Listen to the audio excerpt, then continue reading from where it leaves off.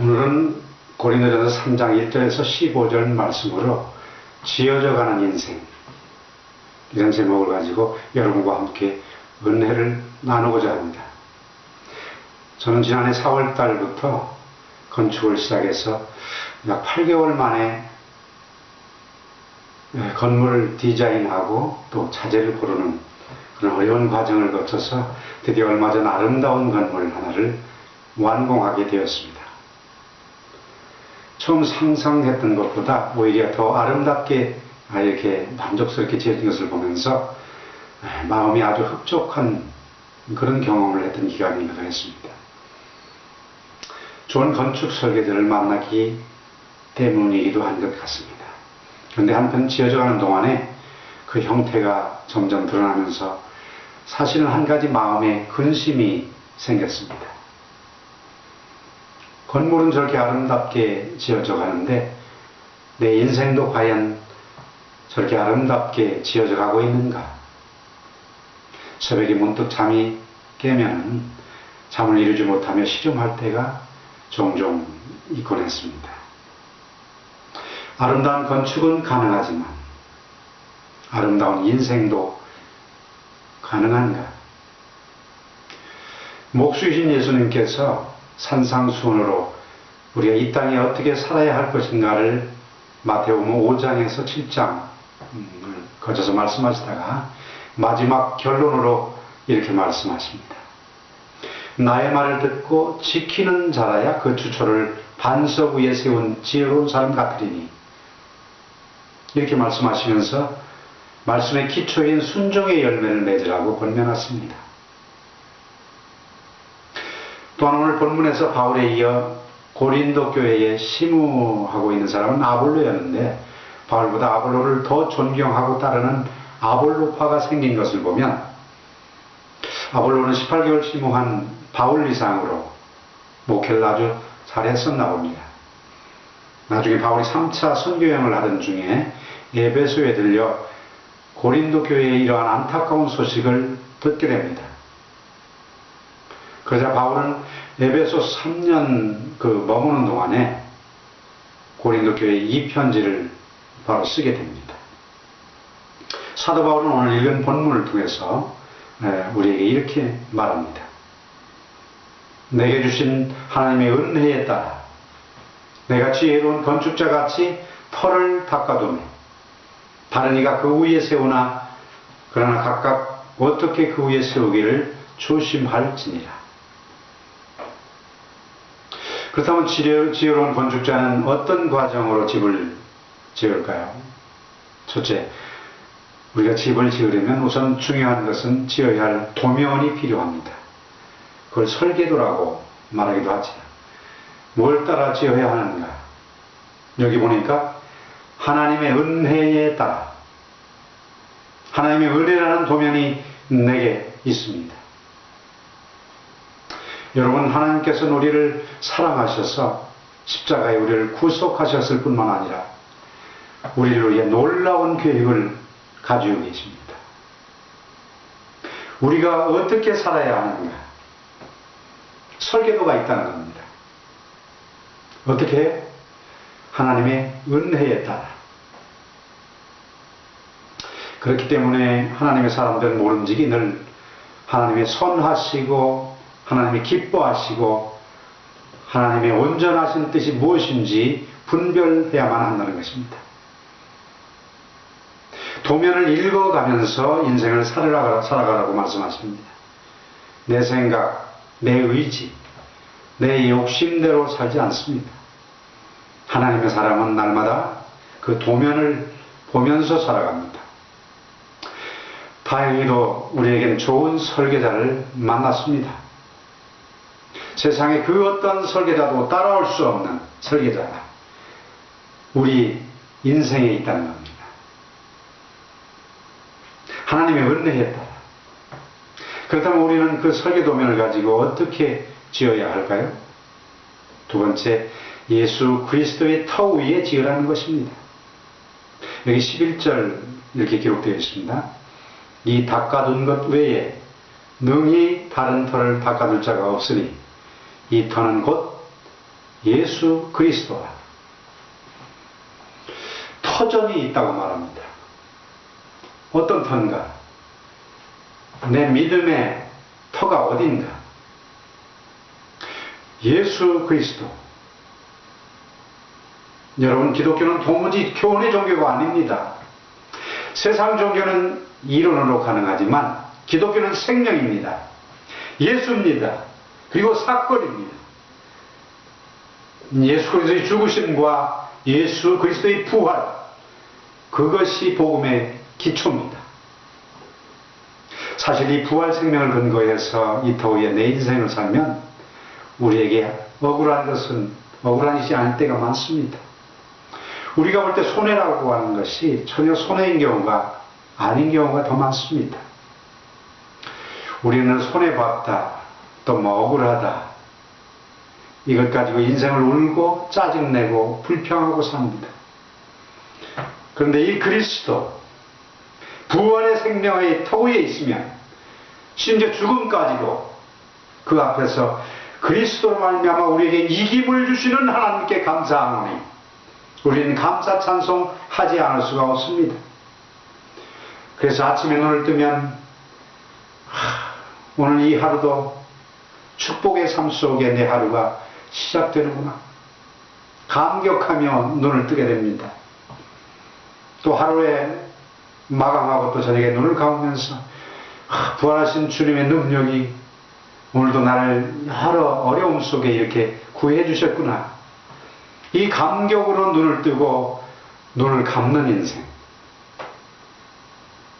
이 터전 위에 내가 있다는 말입니다. 많은 사람들이 이 구원의 기쁨을 놓치는 것은 주께서 주신 이 터전을 잊어버리기 때문입니다. 이것을 묵상하지 않기 때문입니다. 이 터전 위에 내 인생을 펼쳐나가지 않기 때문입니다. 이 터전 위에 내 인생이 서 있습니다. 우리 하나님께서는 은혜라는 설계도면을 우리에게 주셨습니다. 그리고 예수 그리스도, 그분의 터전 위에 십자가의 죽으심과 장사하는 삶 안에 죽으라고 살아나신, 다시 살아나신 부활의 그 생명, 그 놀라운 능력, 그 터전 위에 내 인생이 서 있습니다. 놀라운 것 아닙니까, 여러분? 그렇다면 그 터전 위에 우리의 인생은 어떻게 지어져 가야 할까요? 세 번째, 재료 선택은 내가 해야 합니다. 자, 12절에 이렇게 말합니다. 만일 누구든지 금이나 은이나 보석이나 나무나 풀이나 집으로 이 터 위에 세우면, 여러 종류의 재료가 있습니다. 그러나 소재 선택은 내가 해야 합니다.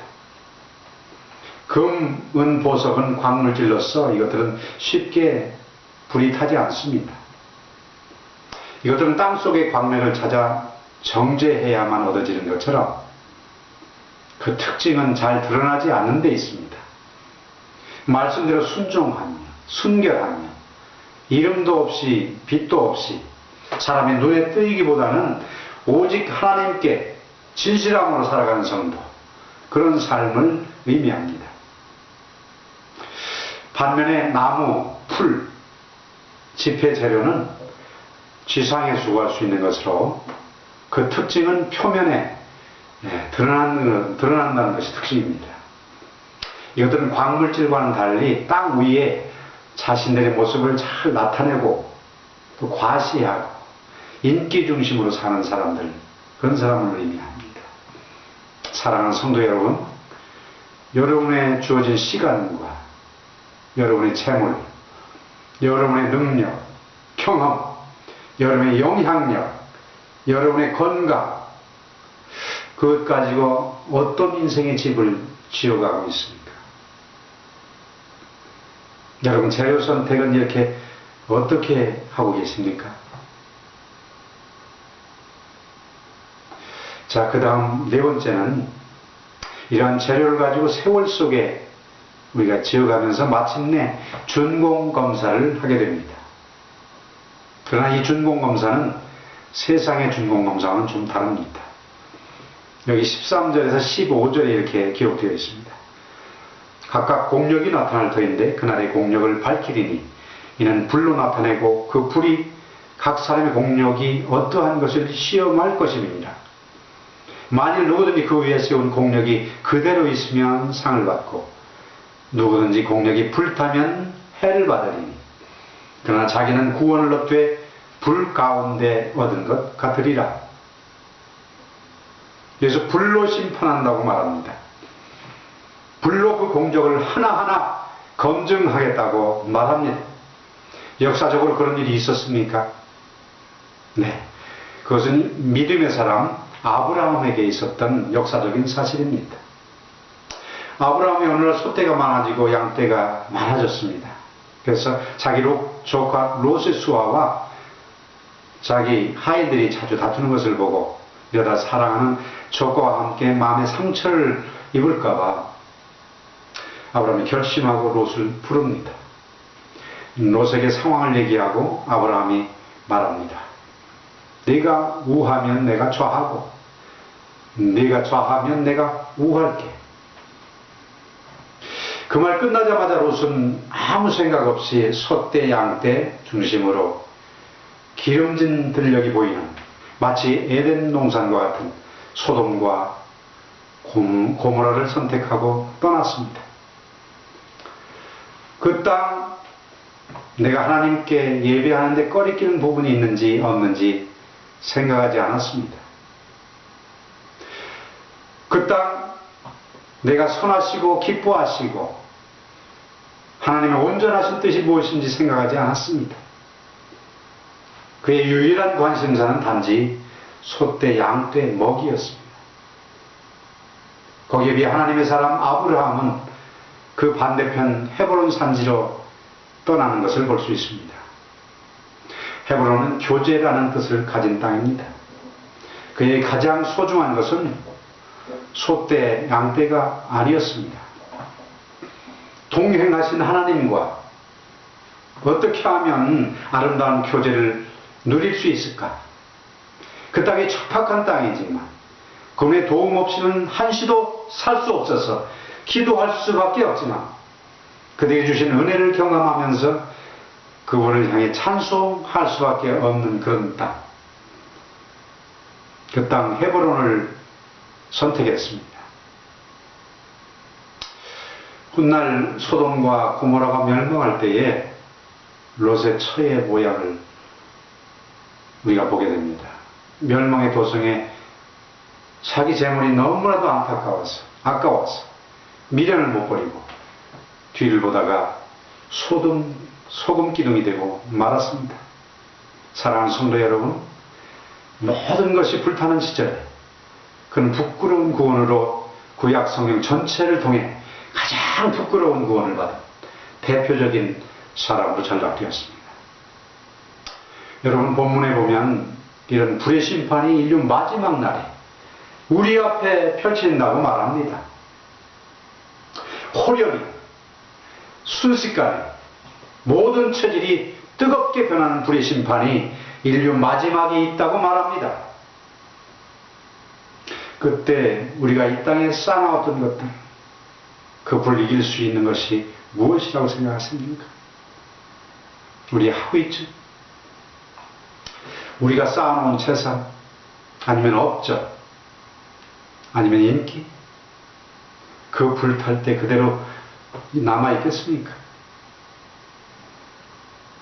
정말 내게 주신 재물이, 내게 주신 영향력이, 내게 주신 능력이, 내게 주신 인간관계 또는 업적이 어떻게 하나님 앞에 바로 쓰임을 받느냐, 이것을 늘 검증해야만 합니다.